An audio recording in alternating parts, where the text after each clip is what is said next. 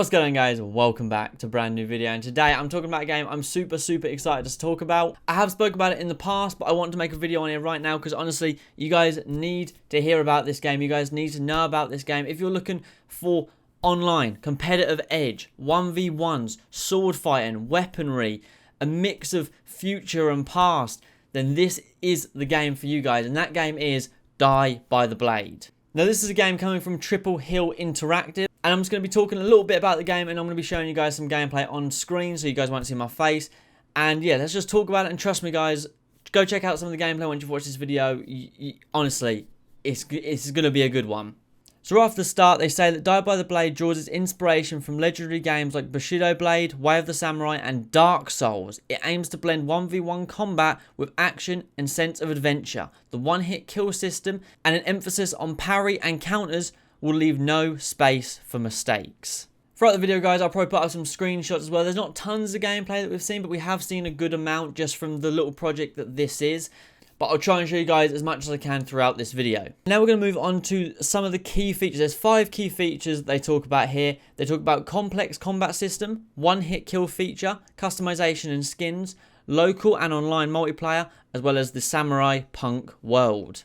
So we'll start with complex combat system. And they say here, Die by the Blade is carefully balanced so that everyone will be able to enjoy it. It is up to you and your opponent to set the difficulty level. You can go as easy or you can go as hardcore. Hardcore players might choose to fight for one round with high stakes, whereas beginners might take time to practice and compete in matches with 10 rounds instead, which is awesome because like I said, like they said there, that literally gives everyone the choice. You know, you could have like a big tournament, one round, one fight, $10,000 on the line, or you could just have you and your mate playing 15 round fights, just practicing back and forth, both improving one another. The next feature is the one hit kill feature, and they say our game is unique. Unlike so many fighting games with never ending life bars, in Die by the Blade every single hit can be lethal. You must stay focused and prepared to block an opponent's attack in a split second, as each mistake could be deadly. Everything is on the line every time you draw your sword. Now this is something completely unique that how often have we seen this one hit kill, bang, dead instantly,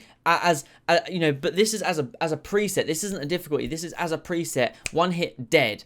You know, how we don't see this often, so this is something I'm really excited to see, but also I'm hoping that it doesn't take the game in a manner where it becomes boring. I think as long as they keep the game updated, keep new characters rolling in, people are going to be interested in the game, people are going to want to learn the game, and I think this brings a really unique competitive edge because like I said, it's not like first one to hit wins. You could be countering and parrying one another for minutes on end until someone lands a shot, and for me it's a really interesting take on 1v1 combat that I'm looking forward to trying out. And you know, let me know what you guys think of this, but I think it's something that's going to be pretty big. They then go on to say customization and skins. For me, I'm a big customization guy, I love it, so I'm looking forward to seeing what they do with this. And they say Die by the Blade provides many ways to customize your favorite character.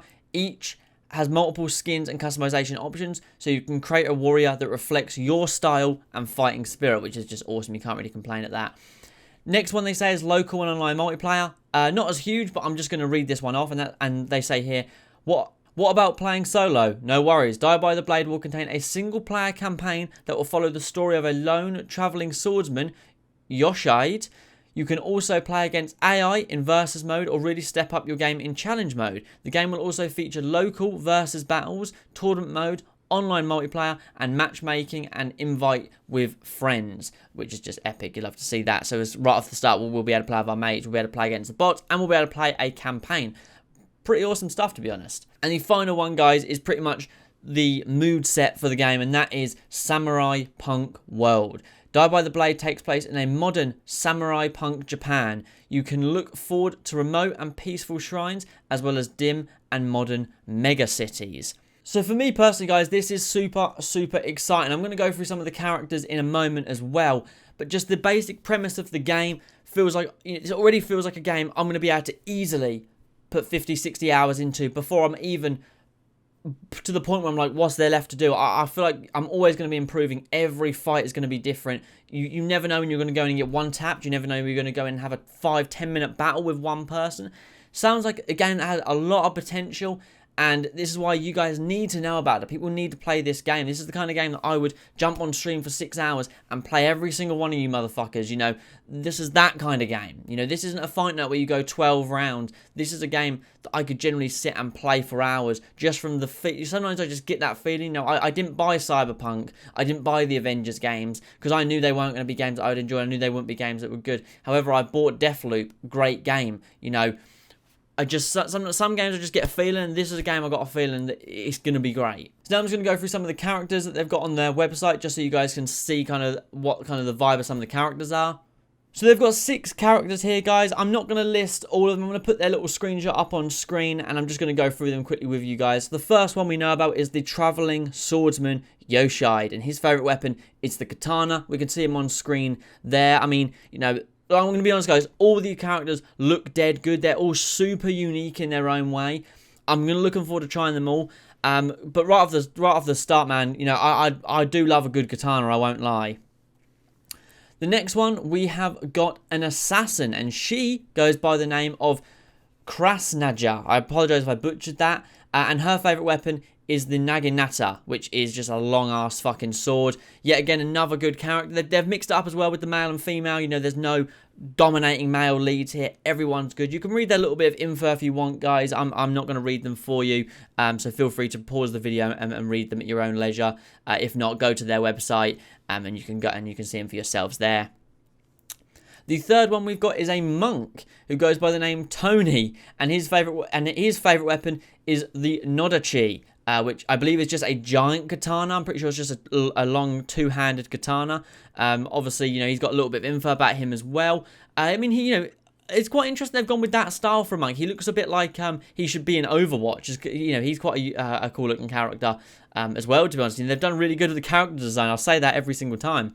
The next one's a really cool one, and that is the Drunken Master, who goes by the name Ronin, and his favourite weapon is the Chokoto, which I don't actually know what that is. It looks like to be some kind of backwards sword. I'm not familiar with this kind of weaponry, to be honest, guys. You know, the most knowledge I have from it is playing For Honor, as well as Ghost of Tsushima.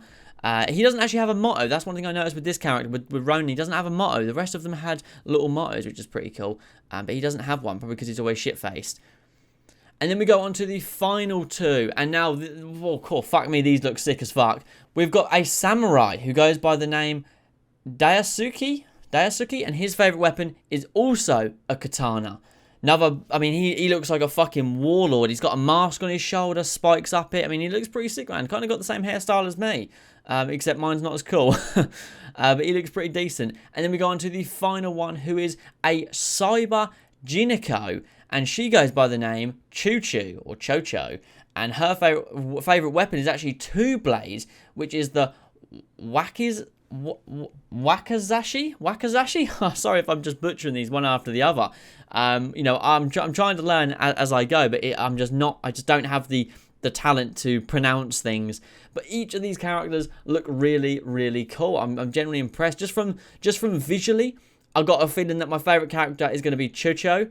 And then I'd probably have to say Yoshide as well is going to be my 2 favourite characters. But I may be wrong, you know. I might end up enjoying others a lot more than I think. I tend to go with the faster, smaller characters, and those 2 look to be the skinniest, slimmest ones with one-handed weapons, because obviously they've got a katana, and then Chocho's got 2 blades. But, you know, super exciting. You can see from the way they talk about the game, the characters, the things they do, it's a super, super exciting premise. The character design is incredible. We can see from the gameplay, the map design looks sick. I'm super excited to play it. I hope you guys are too. And yeah, let me know your thoughts in the comments down below. Don't forget to drop a like, subscribe.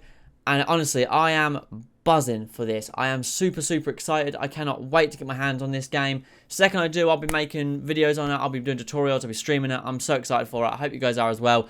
And yeah, it's believed to be coming out this year, 2022. And yeah, I'm super excited. And I'll catch you guys in the next one. Peace.